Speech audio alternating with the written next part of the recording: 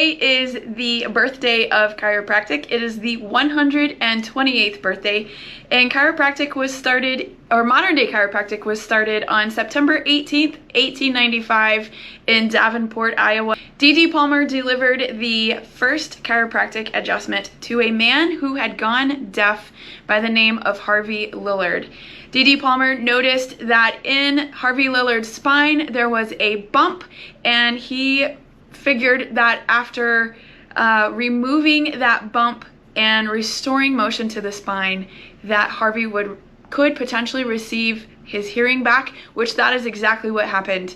We also need to thank Dr. B.J. Palmer for promoting chiropractic for what we know it is today. Happy birthday, chiropractic!